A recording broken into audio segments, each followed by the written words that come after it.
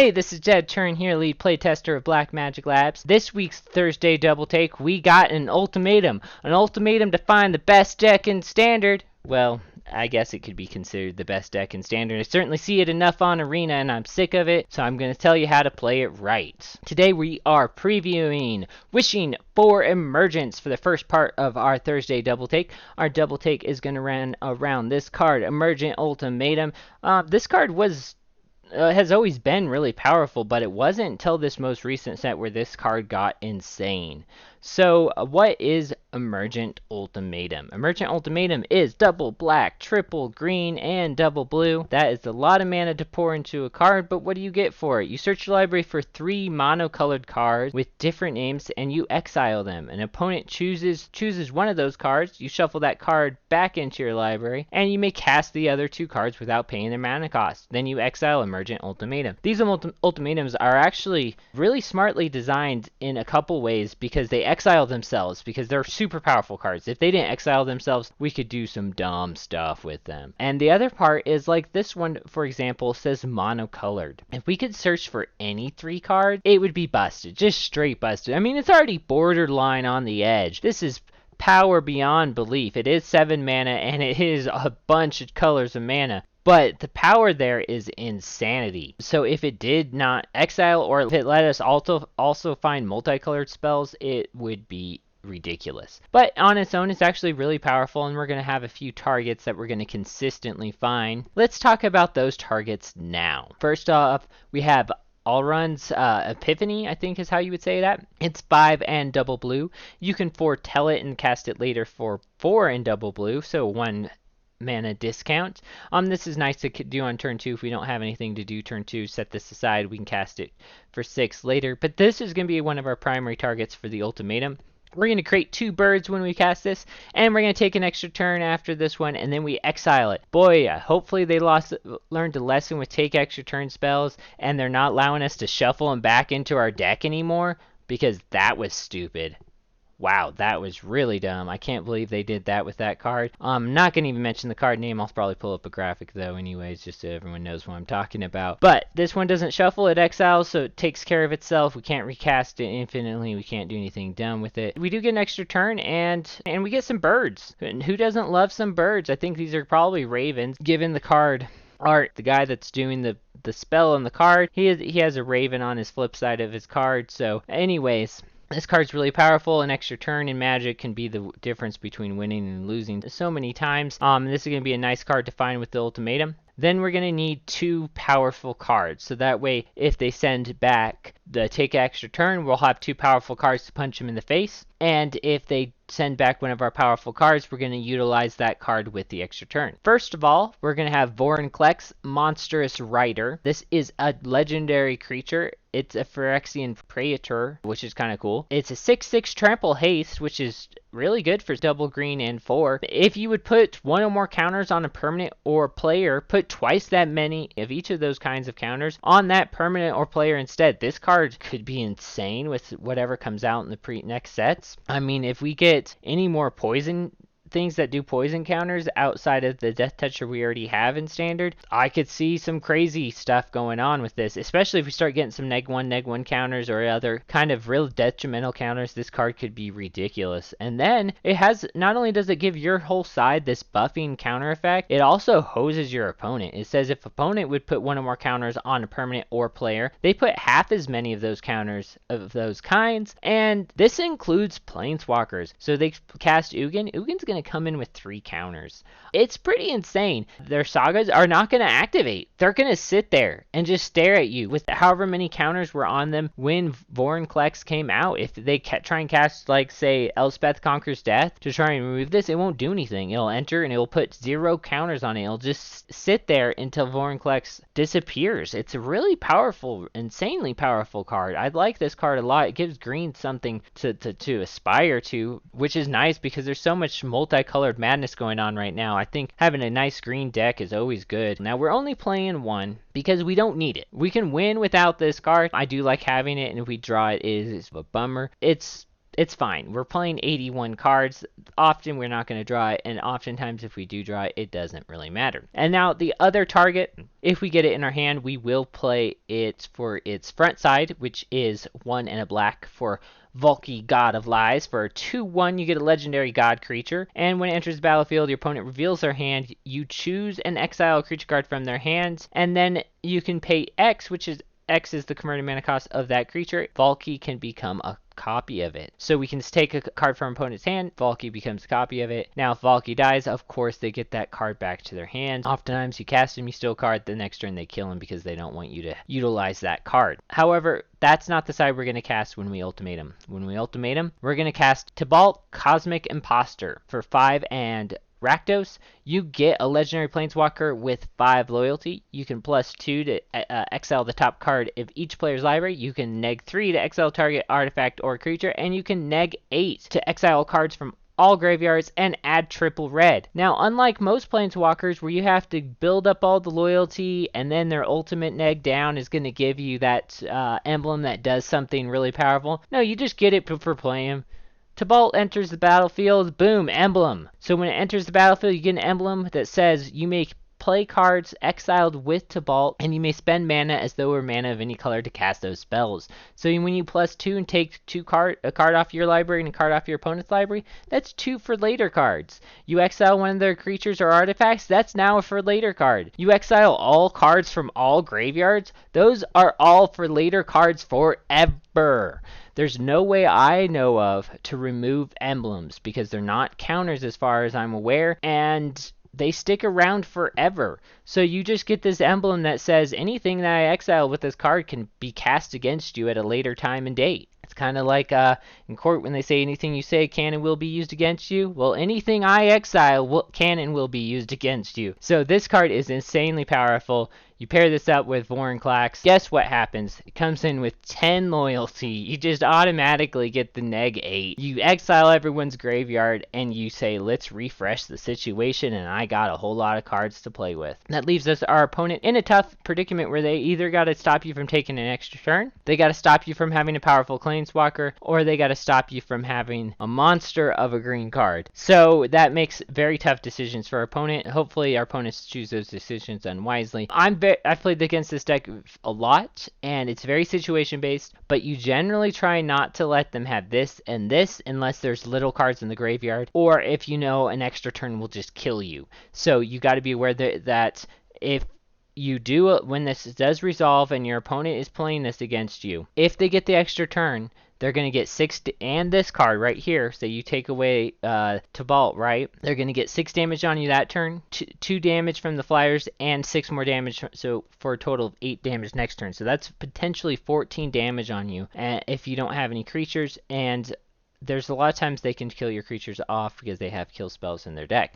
So that's something to be aware of how you do this if you're playing against the mirror or if you're just playing this deck in general. That's the targets. That's what the main core of the deck is. Now, how are we going to make this happen? First off, we're playing Yorion, my man, the Sky Nomad, for 3, a white or a blue again. For a 4/5 companion, we have to have at least 20 more cards in our deck to be a companion, so we're playing 80. When he enters the battlefield, you exile any number of non-land permanents you control, return those cards to the battlefield at the beginning of your next end step. So a lot of the decks playing this strategy are playing Omen of the Sea. We are not going to play Omen of the Sea. Instead, we are not going to draw. Drawing to find your combo in an 80 card deck is a dumb idea. We're not going to do that. We're going to be smart. We're just going to wish for it. Please, combo, come to hand. So we're going to do this with 2 ways. We're going to go Wishclaw Talisman and Fae of Wishes. Why people aren't doing this, I don't know. Wishclaw Talisman, the downside is it doesn't matter.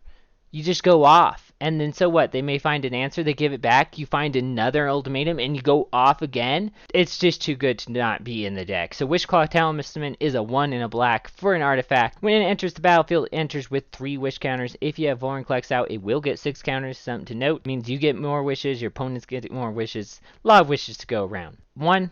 Tap it, remove a wish counter from it, search your library for a card, put it into your hand, then give Wishclaw Talisman to your opponent, and then that ability can only be activated during your turn. If you have 8 mana, well, you wish for Ultimatum and you go get Ultimatum and you go off. Otherwise, you can wish for any of our board wipes or kill spells or ramp spells, or they're going to play something really big next turn, you got a counter spell. I mean, you can wish for whatever you need to make the deck work. I've wished for lands, for crying out loud, because I was mana screwed, and my opponent's wish didn't even matter. I just killed it with a kill spell. This card's too good to not include in the deck. It's amazing. I really like this card a lot. And if we can't wish through Wishclaw Talisman, well, we're going to wish through Fae of Wishes. Fae of Wishes is going to unlock the whole sideboard to be part of this deck. We are not playing 81 cards, folks. We are playing 96 card deck. 96. Got 15 from the wish board, and we got 81 in the main. We are never sideboarding in this deck. That is right. Not once, not ever. Every game is going to be the same deck. We're just going to roll it out. When we play best of threes, it doesn't even matter. This deck is so good in best of threes. We just hit done. It's like playing game one, but it's the exact same deck over and over and over, and we just wait sitting there like, come on, opponent, hurry up and sideboard. We got things to do today. But anyways, Fae of Wishes, 1/4 flyer for 1 and a blue. You can discard 2 cards and pay a blue and a 1 to return it to your hand and get another wish, obviously. Granted is the wishing mechanism on the card. For 3 and a blue, you can go on an adventure, reveal a non-creature card you own from outside the game, and put it into your hand. We'll go over these cards last. There's a lot to go over here, but we want to focus on the main deck for now. Now, how are we going to get to 7 mana? We're going to ramp. We're going to ramp with Wolf Willow Haven, as we need triple green. This seems like the best 2-drop ramp card that we could use. It's an enchant land. Enchanted land, it taps for mana, and you add an additional green. You can pay 4 and a green to sacrifice the Haven to get a 2/2 wolf, but you can only activate this during your turn. I've never sacrificed for the wolf. Even in games probably where I should have, I didn't sacrifice for the wolf. The mana just ended up being too valuable, and there's too many ways to wish for a card in this deck. You just usually need the mana. Only in like the most dire circumstances will you sacrifice for the wolf, and a lot of times against those decks, they're going to have a kill spell or burn spell. It's not going to matter. So generally just keep it for the mana unless you absolutely positively have to have the wolf. If you have no cards in hand, your opponent is playing control or something, you can use the wolf as an alternate win con just to beat their face with. Otherwise, this is just a ramp spell. The other ramp spell, of course, is Cultivate. This is search your library for up to 2 basic land cards. Reveal those cards, put one onto the battlefield tapped, and the other goes into your hand. So pretty straightforward ramp spell, not too bad, not too shabby. No rampant growth, but for 1 extra mana you get a card to your hand. So it's like Lay of the Land plus rampant growth. It's not terrible. I would prefer to have rampant growth in standard again for once. I don't think it's too powerful for standard. I think it's perfectly fine for the power level, but rampant growth and cultivate might be too powerful together. That'd be fun. We'd do some dumb stuff and it'd be a lot of fun. To kind of protect this here, we got Saw It Coming. We can foretell this and then cast later for 1 in a blue. Otherwise, it's 1 and double blue. It's a counter target spell. Pretty straightforward. It's counter spell for 3 mana or counter spell for 2 mana. This is just going to protect our combo as well as stop our opponents from doing stuff. Poison the Cup. A very underrated card here. It's double black and 1 to destroy target creature. But if this card was foretold, you scry 2 also, and you foretell it and cast it later for 1 in a black. I think it's pretty good. Killing your opponent's creatures for 2 mana. Yeah, you're putting 4 mana total invested to kill them for 2. But a lot of times, turn 2, set aside for later. You'll figure out when you'll need to use it, and then you get that scry action to help us find either our ultimatum or just another piece of the puzzle. A really good card. I think it should be played more. Maybe we'll see more after rotation when some of the other kill spells rotate out, like Heartless Act. So not bad. I really like this card a lot. Extinction Event, one of the better black board wipes in recent history, if not in maybe all of Magic history. We have a couple, but this card is really good. A board exile effect for 4 mana in black is actually really nice. So you got 3 in a black, you choose odd or even. You exile each creature with converted mana cost of the chosen value. We're not playing a lot of creatures, so we don't really care. We're going to just keep the board free and clear of whatever we can. Whatever we can't exile with this, we're going to get with the Cup or get with Binding of the Old Gods. This is probably the best saga they printed of all these multicolored sagas. I mean, some of them do more powerful things, but this one for 4 mana is just right where you want to be for a saga. It's very Golgari in its nature. It's Golgarian too, and you destroy target non-land permanent opponent controls. Bam! anything else but a land you can destroy and say goodbye for 4 mana, which is really nice. And then you search your library for a forest and put it onto the battlefield tap. So we got a lot of forest over here in the land base. We're gonna find a forest to ramp ourselves a little. We can go this on turn 2, this is on turn 3, and this on turn 4, and we're all ramped and ready and loaded. So that's pretty nice, pretty insane. And then the last chapter gives you creatures you control gain Death Touch until end of turn. This works really good in the Death Touch deck, but in this deck it's irrelevant. There's really no point to that last part.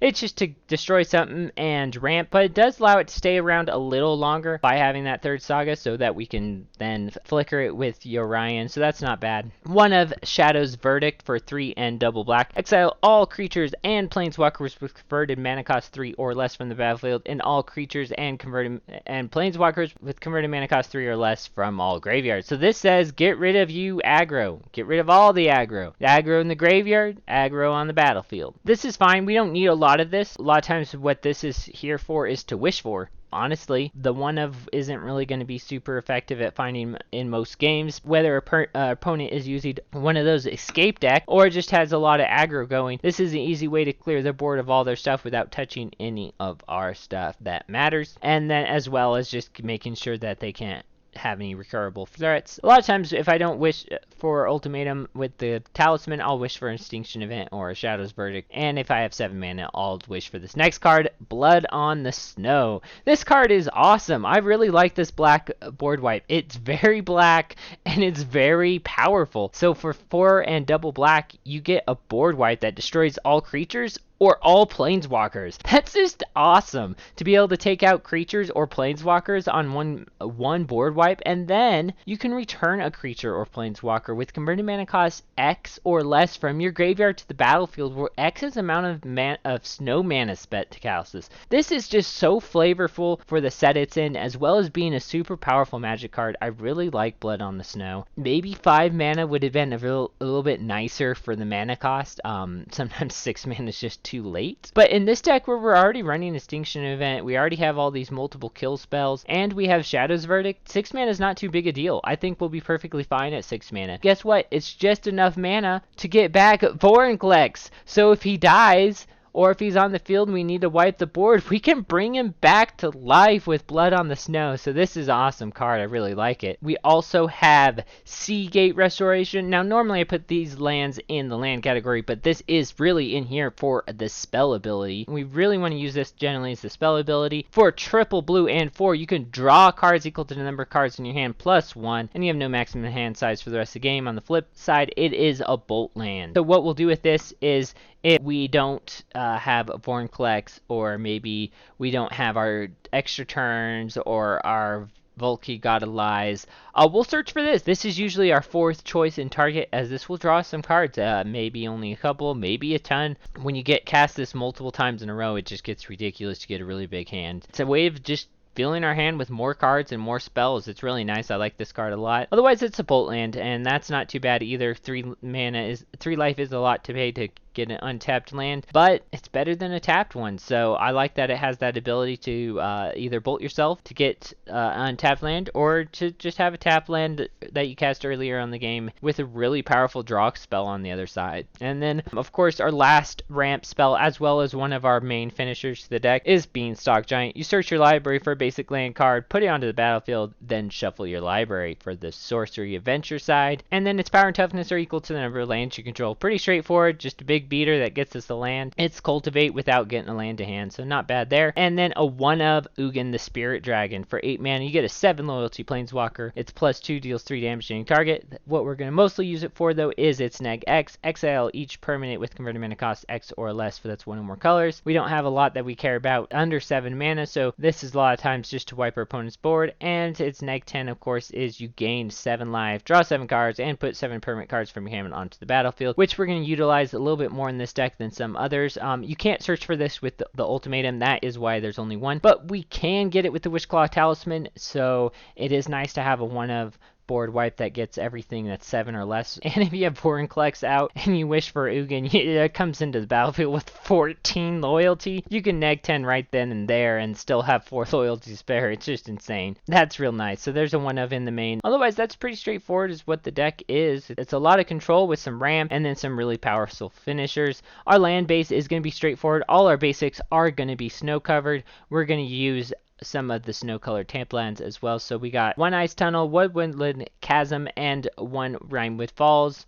We then have 2 snow-colored islands, 4 snow swamps, and snow forest, and then we're gonna play 4 of each of the flip lands. Then we have all 4 of our Sultai Triome, and then 1 of the Ketra Triome. This 1 of the Ketra Triome is in here for one reason. It adds blue and green to our deck, so that is still staying within our colors, but it also adds red, and that red is going to be for Tibalt. We can find this card off of Binding of the Old Gods, or just drawing it ourselves, or even wishing for it, and this then allows us to cast Tibalt. It's the only way in the deck to cast Tibalt is that particular land, as we don't really care about casting him from our hand. We're usually want to do it through the ultimatum. Now, the sideboard, we have a very robust and very multifaceted sideboard. So we got Blood Chief's Thirst for 1 black. Destroy target creature or planeswalker with converted mana cost 2 or less. Or if you kick it, you can destroy any creature or planeswalker. Premium kill spell, as well as a cheap kill spell, which is really nice to have out of the sideboard. It is a sorcery though, so you do have to know about that. You do have to think about that. Return to Nature. This is destroy target artifact or enchantment or exile a card from a graveyard. For 1 and a green, this is a nice way to deal with enchantments and artifacts, as well as deal with a card in the graveyard that we don't want our opponent recasting. Super sweet deal there on that. It's also relatively cheap in cost, which is nice because for 6 mana we can Fae and then destroy their artifacts. Say they have a really powerful artifact such as Embercleave, or we're playing a deck that runs Embercleave and we're worried they're going to have it. We can then hold up that 2 mana to turn to nature their Embercleave when they cast it, so that's nice. Eat to Extinction, just to exile a creature or planeswalker. We also get some surveil action on it also for 3 and a black. An extra copy of Extinction Event, an extra copy of Shadow's Verdict. All the other cards are going to be alternate win cons and alternate ways to stay alive and keep up with our opponent. So we got Vivian Monster's Advocate. This is a 3 loyalty planeswalker for double green and 3 mana. You can cast creature spells off the top of the library. You can look at the top card of your library anytime. That's kind of irrelevant. The looking's kind of nice, but the casting's irrelevant as we don't have very many creatures in the deck. This is in here because of its +1 ability, and its -2 ability is irrelevant. So we're not going to even talk about the -2, but the +1 is create a 3/3 beast creature token with your choice of Vigilance, Reach, or Trample. So this will give us a way to deal with flyers, as well as just put out tokens against control and other decks that maybe are a little bit faster, and we just need to pump creatures out to protect us. Ashy Oxynite, where it's going to function in the same way. It's a 5 loyalty planeswalker for Dimir and 3. Create a 2/3 blue-black nightmare creature token with whenever this creature attacks or blocks, each opponent exiles the top 2 cards of their library for its +1 ability. -3 is return target non-land permanent to its owner's hand, and that player exiles a card from their hand. And then -7, which is not too hard to get to. You may cast up to 3 spells from among face-up cards your opponents own from exile without paying their mana cost. So this is just a powerful planeswalker, as well as provides creature support both against control and as good blockers against aggro type decks or mid-rangey deck. 1 of Shark Typhoon, we have hardly any creatures, so this card is going to go off. This is a good target to find. It's 5 and a blue, and whenever you cast a non-creature spell, you get an XX Shark, which is equal to that spell's converted mana cost. You can also pay X and 1 and a blue and cycle it to get an XX Shark creature token with flying. So we can either make an uncounterable creature, or we can just pump out sharks every time we play a spell in our deck that's not a creature, which is predominantly the whole deck. Sublime Epiphany, 4 and double blue. You get probably one of the most comprehensive counter spells and powerful ones at that. Choose 1 or more counter target spell, counter target activated ability or triggered ability. Return target non-land permanent to its owner's hand. Create a copy that's a token of target creature that you control, and target player draws a card. You could run negate over this as it is easier to cast, but this allows us to do so many things. I think it's worth it in 1 of inclusion. But this, as I said, could easily be negate. It's just another way to help us win the game. Garruk, Cursed Huntsman, another planeswalker that makes creatures for Golgari, and 4 you get a 5 loyalty planeswalker. You could 0 it to get 2 black and green wolves, and when those wolves die, they put loyalty counters onto all Garruk planeswalkers. And then Snake 3 is destroy target creature and draw a card, which is really nice. And lastly, you get an emblem for its next 6, and with creatures you control get +3/+3 in trample. This is super nice. If you have Vorinclex out, you can go Fae for this and then cast Garruk, and then he get answers with 10 loyalty, so your next 6 right off the bat. So that's a nice card. It really powers up our few creatures in our decks to be massive attackers. Cure Best to See God. We are not playing in this in the main. Do not play this in the main in your ultimatum decks unless you have to, unless you have no better options. I don't really care for this card in this deck because it's too easy to deal with. Yes, you get an 8/8 that's hexproof, but there's so many ways to deal with that creature, whether it's through blocks or other measures, and this enchantment's actually relatively easy to handle, but it is very powerful, so it is a nice one to pull. First chapter, 8/8 hexproof. Second chapter, tap all non-land permanents opponent controls. They don't untap during their controller's next untap step. And last chapter, you gain control one of their permanent. For this is 5 and a double blue, so it's really good. I just don't think it's good enough in the main deck for this deck. I think we want to answer our opponent's threat and then cast really powerful ones. And yes, this is a fine target for Emergent Ultimatum, but meh, I don't know. I just think it's a giveaway. I think it's like, because if you choose this plus Valky plus Vorinclex, that's an easy choice. When you add the extra turn and take out Kiora Best to See God, that's a hard choice. You might want to include 1. 1's not terrible. 2 is too many, is my thought. 1 Emergent Ultimatum, 1 Ugin the Spirit Dragon, and 1 Magic Mirror. This card was a weird inclusion initially, but it's won so many games. So for triple blue and 6, you get a legendary artifact that costs 1 less for each instant and or sorcery card in your graveyard, which makes it oftentimes pretty cheap. And then you have no maximum hand size. At the beginning of your upkeep, put a knowledge counter and then draw a card for each knowledge counter on it. So this just says we're going to draw cards, and we're going to draw a lot of cards. And yeah, it starts out small, but it gets massive pretty quick. So this really, really, really helps a lot. There's no other good fade targets. Maybe you already fade for Emergent Ultimatum and your opponent's kind of doing some weird stuff. Maybe you're playing control and you're just worried that anything you find is going to be killed. Go get Magic Mirror. A lot of times they don't have the artifact destruction. More people are focused on enchantment or focused on creatures. So get the Magic Mirror out, draw a bunch of cards, and then you'll eventually take over and win the game no matter what. We are playing 80 cards, so we don't worry about decking ourselves. So that's the deck. It's a lot. It really is, but there's so many different intricacies and combinations and things you got to worry about. Gameplay videos will probably be a must to better showcase how to play this deck, but don't forget you can get Fae of Wishes off Emergent Ultimatum and cast Granted, which is dumb. Because a lot of times they'll let you have Fae of Wishes over the other choices, and you just go get another Emergent Ultimatum out the side and make them have hard choices again. It's really cool. I like this deck a lot, and we'll see how she plays. As always, like, share, and subscribe if you like this video. Also, please consider supporting Black Magic Labs on Patreon. Thanks.